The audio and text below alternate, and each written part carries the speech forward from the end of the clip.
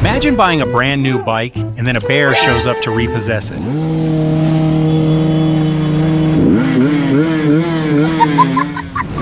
I don't know what it feels like to be hit by a whale, and honestly, I'd like to keep it that way.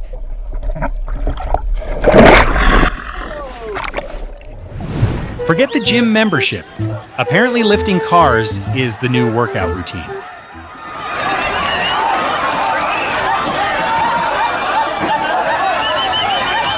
What's up, Skip? Hey, look up!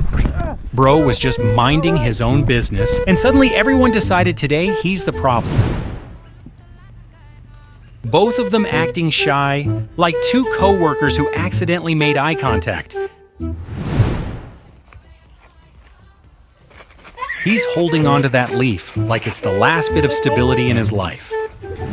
I don't know what else I'm going to see today, but this is going to be hard to beat.